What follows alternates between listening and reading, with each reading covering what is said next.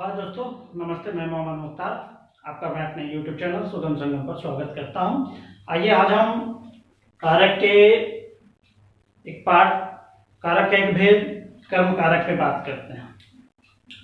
तो दोस्तों, किसी भी वाक्य में मुख्यतः तीन अंग होता है। कर्ता होता है, कर्म होता है और क्रिया होता है। तो यहाँ जो कर्म है उसकी वही कर्म की बात हो रही है। वाक्य में जो एक हिस्सा है कर्म, उसकी बात हो रही है। तो सवाल उठता है कि हम इस कर्म कारक को कैसे परिभाषित करें। ठीक है दोस्तों, बिल्कुल नहीं घबराना है। कर्ता जब कोई क्रिया किया, कोई काम किया, उसका कोई ना कोई तो फल होगा, किसी न किसी पे तो उसका असर होगा। क्रिया, फिर से कर्ता अगर कोई काम करता है, कर्ता कारक की बात हो रही है, कर्ता कारक की। कर्ता कारक अगर कोई काम कर रहा है और उसका फल जिस पे पड़ रहा है, जो काम कर रहा है, काम का कुछ तो काम कर रहा होगा, उसी को कर्म कारक कहा जाता है। तो अगर हम इनको परिभाषित करने का प्रयास करें तो बिल्कुल नहीं घबराना है दोस्तों। देखिए, वाक्य में क्रिया का फल जिस शब्द पर पड़ता है उसे कर्म कारक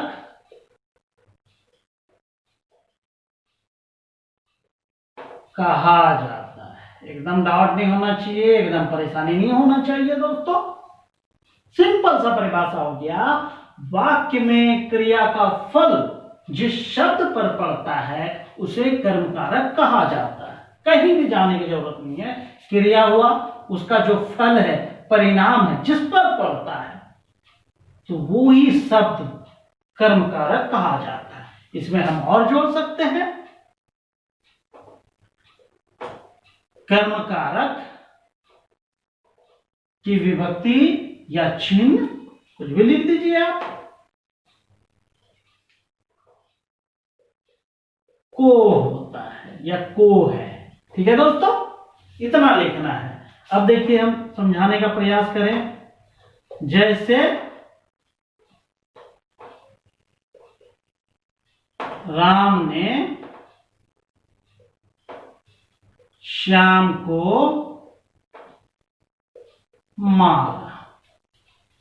ठीक है दोस्तों, तो राम ने कर्ता हो गया, मारा क्रिया हो गया। इसका फल किस पे हो रहा है, किसको मारा है? श्याम को। तो यही क्या है? कर्म है। ठीक है दोस्तों, एकदम घबराने की जरूरत नहीं है। तो हम यहां लिख देंगे, इस वाक्य में कर्ता, ब्रैकेट में क्या लिखेंगे? राम की क्रिया, क्रिया क्या है? मारा का फल श्याम पर पड़ता है, अतः यहां श्याम कर्म कारक है। ये इतनी बातें आपको कर्म कारक की परिभाषा में लिखना है दोस्तों, बिल्कुल भी नहीं घबराना है। कर्म कारक क्या है? वाक्य में क्रिया का फल जिस शब्द पर पड़ता है उसे कर्म कारक कहा जाता है। इसकी विभक्ति या चिन्ह को है। ठीक है, उदाहरण, राम ने श्याम को मारा। हमें समझाना भी है, यहां या इस वाक्य में कर्ता, ब्रैकेट में लिखेंगे, राम ने की क्रिया, ब्रैकेट में लिखेंगे, मारा का फल श्याम पर पड़ा है या श्याम पर पड़ता है, अतः इस वाक्य में श्याम कर्म कारक है। कोई डाउट नहीं होनी चाहिए। अब इनका भी को जो है इसका प्रयोग होता है, लेकिन हमें घबराने की बिल्कुल भी जरूरत नहीं है, उस पर ज्यादा सवाल नहीं पूछा जाता है, हमें इतना सा ही काम चल जाएगा। लेकिन एक चीज याद रखना है दोस्तों कि ये मारा शब्द जो है अपवाद, एक चीज हम यहां पे जान लें, अपवाद हमें लिख लेना है। क्या लिखना है? अपवाद। ये मारा शब्द जो है ये अपवाद है। अपवाद क्या है? देखिए, यदि मारना का अर्थ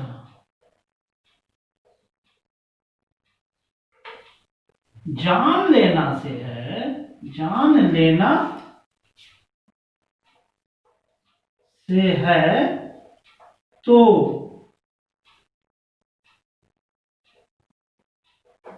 को का प्रयोग नहीं होगा। ये चीजें गांठ बांध लेनी है। जब को का प्रयोग नहीं होगा तो वह कर्म कारक भी नहीं होगा। आइए समझने का प्रयास करें। वो कौन सी कंडीशन है? देखिए, राम ने बाघ मारा, एक वाक्य ये हो गया। राम ने उसे या उसको, तो उसको देना है हमको, उसे भी तो है, सही है। राम ने मोहन को मारा, मोहन को मारा। ये दो वाक्य लिखा है मैंने दोस्तों। यहां देखिए, बाघ मारा और मोहन को मारा, कर्ता एक ही है, राम है। चूंकि बाघ को मारा हम लिखेंगे, तो यहां मारने का अर्थ सिंपल अर्थ में होता है मारना, जैसे लकड़ी मार देना, पत्थर मार देना।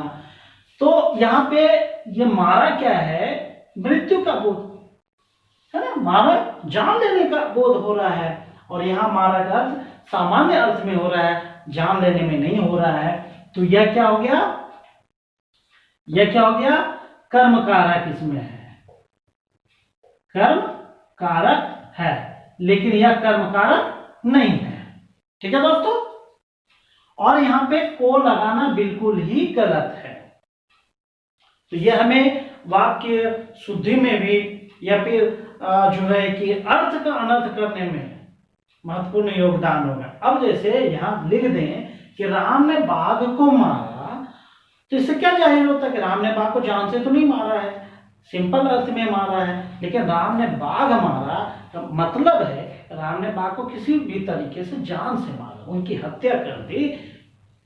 उस अर्थ में यह कर्म कारक नहीं होगा अगर को का प्रयोग नहीं होगा। तो इसको ध्यान में रखना है दोस्तों। ठीक है? अब हम आते हैं, पहले इन्हें आप चाहें पेन डाउन कर लीजिए, लिख लीजिए, उसके बाद हम इसके आगे बढ़ेंगे। तो आइए दोस्तों, अब हम करण कारक को जानने का प्रयास करते हैं।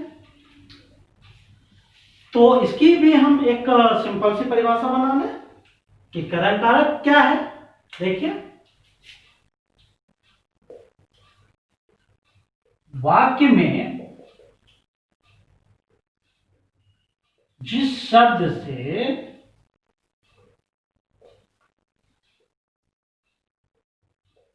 क्रिया का संबंध सूचित हो उसे करण कारक कहा जाता है। पहले यहां समझना है हमको। और जब हम कारक का भेद बता रहे थे तो उसमें हमने बताया था कि जो विभक्ति है सबसे ज्यादा उस विभक्ति का रूप जो करण कारक का है, इसका मूल रूप तो से है, लेकिन ऐसे किन किन अर्थों में प्रयोग होता है या किन किन रूपों में प्रयोग हो सकता है उसको हमें याद रखना है। देखिए उसको लिख देंगे, इसका चिन्ह, और गलती नहीं करना चिन्ह को लिखने में, इसका चिन्ह से कोमा के द्वारा कोमा द्वारा के जरिए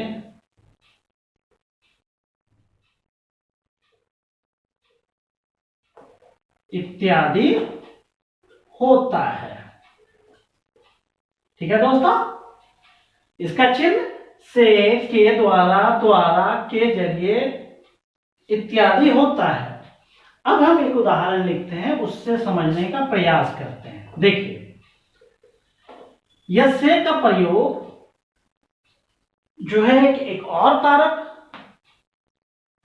5 नंबर में जो कारक था उसमें भी इसका प्रयोग हो रहा है, से का प्रयोग। तो देखिए कि वहां पे कैसे उनका से का प्रयोग हो रहा है, यहां पे से का प्रयोग कैसे हो रहा है।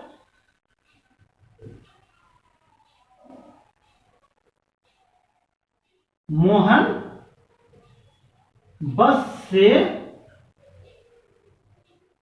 जाता है, यह एक वाक्य है। एक और वाक्य लिखते हैं,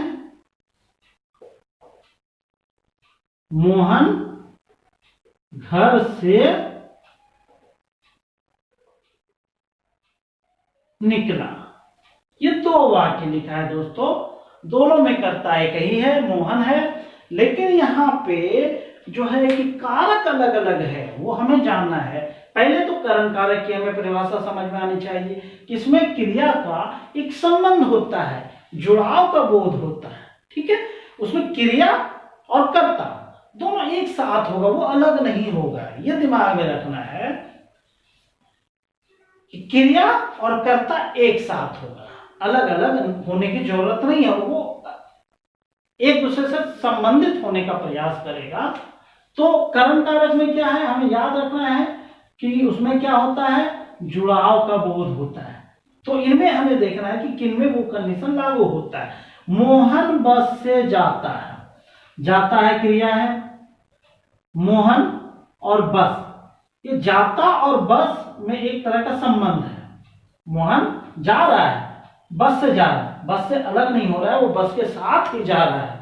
ठीक है, एक प्रकार का संबंध स्थापित हो रहा है। तो इनकी परिभाषा लिखने में हम कई बार गलतियां करते हैं, हमें वो गलतियां नहीं दोहरानी है कि वाक्य में जिस शब्द से क्रिया का संबंध स्थापित हो या संबंध स्पष्ट हो उसे करण कारक कहा जाता है। ठीक है, जैसे मोहन बस से जाता है, उसमें एक तरह का संबंध है, जुड़ाव है, अलग, मोहन बस से अलग नहीं हो रहा है। यह क्लियर हो गया। तो ऐसी स्थिति में क्या है कि यह करण कारक है। ठीक है दोस्तों, अब दूसरे वाक्य में आइए, मोहन घर से निकला, यहां भी से यहां भी से, तो यह से देख के हम करण कारक नहीं मान लेंगे। यहां ये चीज देखिए आप, मोहन घर से निकला, निकला तो जरूर है, घर से निकला, लेकिन वो घर से दूर हो रहा है, एक तरह का जो है कि दूरी का बोध हो रहा है, और वो धीरे धीरे वो दूरी बढ़ती ही जा रही है। ठीक है, जैसे राम ने तीर से भालू को मारा, तो तीर से मारा, तीर राम से दूर होता जा रहा है, वैसी स्थिति में भी ये करण कारक नहीं होगा। तो क्या रखना है हमको, करण कारक में एक जुड़ाव का बोध होता है, एक संबंध का बोध होता है, वह उससे दूर नहीं होता है, तो ऐसी स्थिति में करण कारक होता है। तो मोहन बस से जाता है, तो बस की जगह एक और ट्रिक है कि बस को हम इस रूप में से जो है, से को हम इस रूप में डालने का प्रयास करें जो और उनका चिन्ह है। जैसे मोहन बस के द्वारा जाता है, द्वारा भी सही है, मोहन बस के जरिए जाता है, ये भी सही है, तो स्पष्ट हो गया कि ऐसी स्थिति में यह जो है कि बस जो है यह करण कारक का उदाहरण है। यह क्या हो गया? करण कारक का उदाहरण है। तो अब सवाल उठता है कि यह घर भी कौन सा कारक होगा? चूंकि घर और मोहन में एक दूरी का बोध हो रहा है, अलग होने का बोध हो रहा है, तो ऐसी स्थिति में यह घर अपादान कारक होगा, क्योंकि अपादान का भी से है चिन्ह उसका और करण का भी से है चिन्ह। तो लेकिन दोनों में एक मूल अंतर है। एक और लास्ट बार बता देते हैं कि करण और अपादान में क्या अंतर है। करण में जुड़ाव का बोध हो रहा है, अपादान में अलगाव का बोध हो रहा है। करण में संबंध स्थापित होने का बोध हो रहा है, लेकिन अधिकरण में क्या है, अपादान में क्या होता है, संबंध टूटने का बोध हो रहा है। करण में निकट आने का बोध हो रहा है, निकट रहने का बोध हो रहा है, लेकिन अपादान में दूर होने का बोध हो रहा है। तो एकदम गलती नहीं करना है दोस्तों, क्योंकि यहां गलती करेंगे, अगर यहां नहीं समझेंगे तो आप समझा नहीं पाएंगे, और अगर आप समझा नहीं पाएंगे तो आपके मार्क्स कम आएंगे। तो मुझे विश्वास है कि आज आपने करण कारक और कर्म कारक को समझा है। अब अगर हम समझाने का प्रयास करें, तो ये तो हमने समझाने के लिए लिखा था यह वाक्य, लेकिन हमें इसको लिखना है। वो कैसे करना है कि इस वाक्य में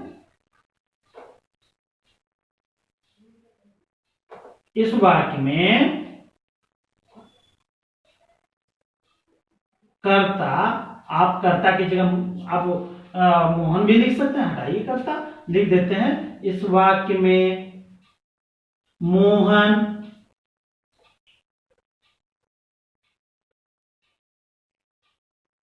या इसे लिखें इस वाक्य में, चलिए वो कर्ता ही सही रहेगा। इस वाक्य में कर्ता ब्रैकेट में मोहन कर्ता की